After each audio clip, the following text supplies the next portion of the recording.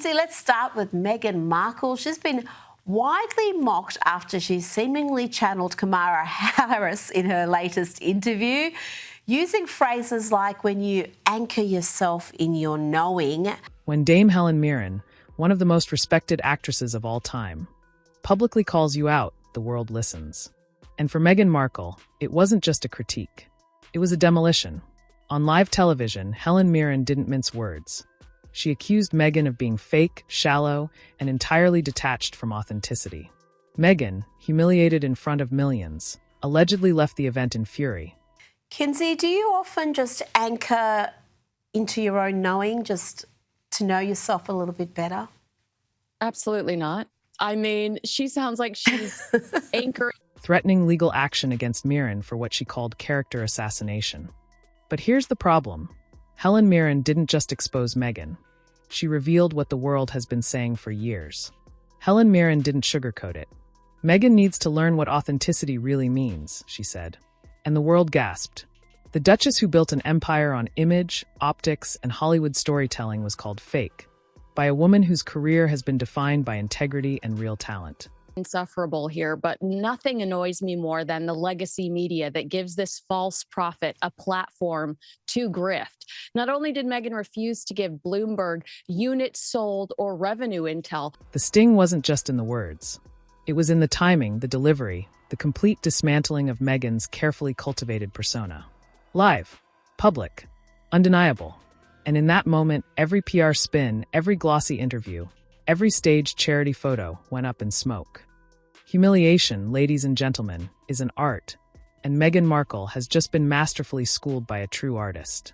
This wasn't a tabloid story. She lies without being fact-checked. She didn't have to wear pantyhose while she was a working member of the royal family. And if this exercise was so suffocating... It wasn't a social media smear campaign. This was live in real time with millions watching, and no amount of PR spin could fix it. Critics immediately jumped in, echoing Mirren's verdict. Meghan's authenticity is performative. Every smile, every wave, every pre-approved quote feels orchestrated, rehearsed, and shallow. For a woman who markets herself as raw and real, the public spectacle could not have been more ironic. And then Helen struck where it hurts most, Meghan's image as a mother. Why did she wax lyrically on her own podcast about Sarah Blakely, founder of Spanx, one of America's leading pantyhose companies? Critics, emboldened by Mirren's words, began openly questioning her approach to parenthood. From carefully staged paparazzi moments with Archie to Netflix documentaries showcasing rehearsed family interactions, Meghan has spent years performing motherhood, not living it. Mirren's comment wasn't just criticism. It was an indictment. For the first time, millions could see what insiders have whispered for years. Meghan's maternal image is meticulously constructed, and her children are props in a global PR play. And predictably, Meghan reacted the only way she knows how: legal threats. Point. I mean, your life is going pretty well if the biggest grievance you have is having to wear pantyhose for a few hours on a couple of occasions. I mean, really? I mean, to even mention that. Threatening to sue Helen Mirren for public criticism is not a sign of strength. It's a sign of fragility. Remember the Daily Mail lawsuits? The defamation threats? Meghan has weaponized the law to protect her image from journalists, paparazzi, and critics alike. Now, even a Hollywood legend with zero agenda other than truth faces the same intimidation tactic. And the irony is delicious. The more she threatens, the more obvious it becomes that Mirren hit a nerve. I wanted to ask you about this specific story. Meghan Markle urged to learn from Carolyn Bessette Kennedy's press struggles. You've covered this JFK documentary from CNN on your show at great length. And here's the kicker. Hollywood is noticing. Once Meghan's golden ticket, the industry is quietly turning cold. Directors, producers, and co-stars are no longer afraid to call her out. Public perception is shifting. Netflix ratings for her shows are tanking. Spotify is moving on. And now, her live TV humiliation at the hands of Helen Mirren signals a larger truth. The era of untouchable Meghan Markle may be over. I'm almost offended by, God, you and I love Tina Brown, but I'm almost offended by Tina Brown comparing the two within this documentary. Did you have the same thought when you saw that moment when you were watching? And do you have any reaction? For someone who built her empire on media perfection, this is catastrophic. Every staged smile, every rehearsed interview, every calculated appearance is now being met with skepticism, and Mirren's words are the hammer breaking the illusion. Humiliation, exposure, and the collapse of a carefully crafted persona. Meghan Markle has faced critics before, but nothing hits harder than being dismantled by a living legend in front of the world, with no escape, no spin, and no stagehands to hide behind. Anybody trying to compare Carolyn Bessette Kennedy to Meghan Markle. And also, give me your thoughts on Carolyn before we go there so that I have a better, like if you say, yeah, they are similar, is it because you don't like Carolyn or? And this is just the beginning. Inside the building, sources report Meghan's fury was explosive. Aides scrambled, whispers of legal threats flew, and staff were reportedly stunned at the Duchess's reaction. It wasn't just anger, it was panic. For years, Meghan has thrived in controlled environments. Curated interviews, rehearsed appearances, and pre-approved media narratives. But when confronted with live, unscripted criticism, her composure cracked. And for a woman whose entire empire relies on image control, that crack was catastrophic. Then came the ripple effect. Overnight, Helen Mirren's words were repeated across news outlets, talk shows, and social media. She wanted all of it. And then what happened is she got behind closed doors and she really saw what it was like. The public-facing version, Camelot, the fairy tale, the most eligible bachelor in the world. Critics piled on, journalists revisited past contradictions, and viewers dissected every Netflix and Spotify moment. This wasn't speculation anymore. This was public validation that Meghan's authenticity narrative, the cornerstone of her post-royal brand, was fictional. Every interview, every tell-all, every speech about feminism and motherhood was now being questioned under a glaring spotlight. And predictably, Meghan did what she always does when cornered. She threatened legal action. But this time, it backfired spectacularly.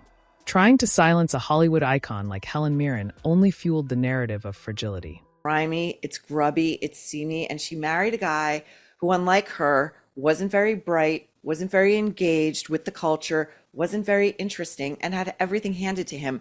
Social media exploded with memes, articles, and commentary mocking Meghan's overreaction. Instead of asserting control, the threats confirmed what Helen said.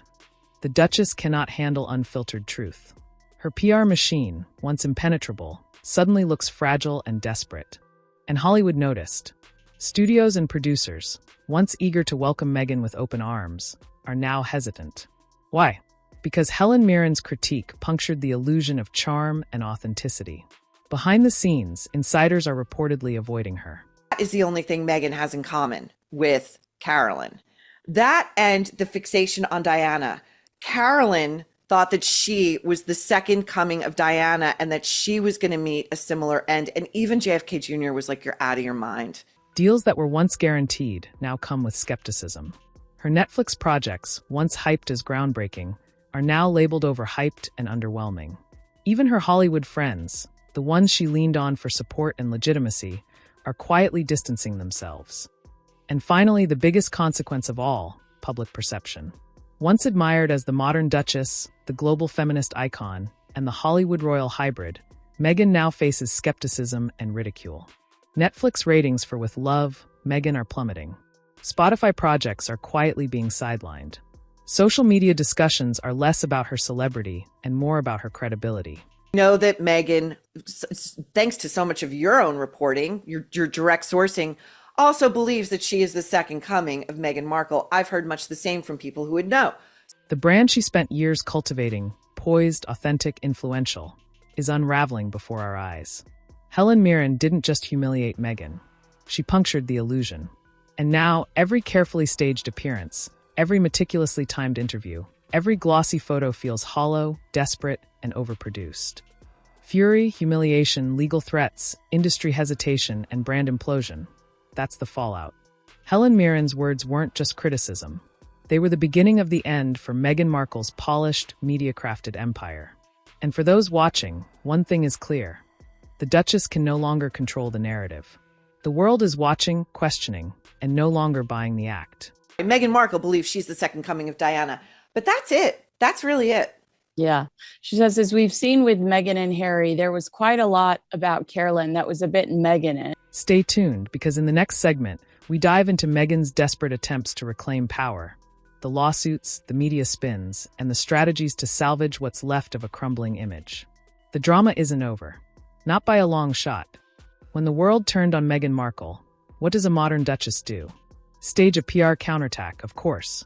Lawsuits, selective interviews, strategic photo ops, all calculated to spin humiliation into triumph. But can a carefully choreographed media assault ever fix what Helen Mirren, critics, and Hollywood insiders have shattered? Compared the two women who, one who married into America's Camelot, the other Britain's royalty, that Carolyn had wanted in for all these reasons. There was glamour and elegance, but that came with so much pressure in terms of the monster of the media. First, the most predictable move, legal threats. Meghan reportedly sent multiple letters warning media outlets, journalists, and even live TV hosts against publishing anything that could harm her reputation. But here's the kicker. Every threat only amplified the story. News outlets love conflict. Lawyers trying to silence critics? That's front-page drama. Meghan's attempt to bury criticism in legalese backfired spectacularly, making the humiliation more public, not less. Next came the interviews, carefully controlled, selectively edited, designed to reclaim the narrative. Every appearance had a script, every question pre-approved, every tear timed. But the public isn't blind. Critics immediately noticed the pattern: staged setups, rehearsed lines, and selective disclosure. Instead of empathy, the world saw performance. Instead of vulnerability, the world saw calculation. And every scripted word further cemented the perception of a woman desperately clinging to control. Meghan's next strategy: social media manipulation. Carefully curated posts, inspirational quotes, and selective personal revelations flooded Instagram, Twitter, and TikTok. The goal: rebuild public sympathy, control the narrative, and paint herself as the misunderstood Duchess. But the world has seen too much. Hashtags mocking Meghan skyrocketed. Critics dissected every post, exposing contradictions, inconsistencies, and selective truths. The social media play, intended to soften the blow, only highlighted the desperation behind the image. Of course, Meghan tried another tactic: rallying Hollywood allies. Selective friendships with celebrities, Netflix specials, and public appearances were meant to validate her credibility. But insiders say the effect is weakening. Hollywood producers are reportedly hesitant to associate with her, fearing backlash or association with controversy. Instead of projecting power, the strategy signals reliance. Reliance on a network to defend her, rather than on the authenticity she claims to embody. And finally, we reach the reality Meghan cannot spin away. PR only goes so far. Legal threats can intimidate some, media appearances can stage sympathy, social campaigns can attempt influence, and Hollywood connections can lend temporary cover. But none of these strategies can erase live humiliation. None can undo Helen Mirren's words. None can reverse the collapse of public perception. Meghan's brand, built on image, narrative, and control, is now fragile, reactive, and visibly strained. And the more she struggles to reclaim it, the more obvious it becomes. The world is watching, and the Duchess of PR cannot hide from the truth. So here we stand, in the middle of a perfect storm. Legal threats, staged interviews, social media spins, and Hollywood allies all scrambling to protect a brand in freefall. Meghan Markle's empire of control is cracking, one public misstep at a time. Helen Mirren may have delivered the initial blow, but the fallout continues, with every public appearance, every interview, every post reinforcing the perception of desperation and inauthenticity. And as the Duchess attempts to fight back, one question remains. Can even the most calculated PR campaign survive when the world has already seen the cracks?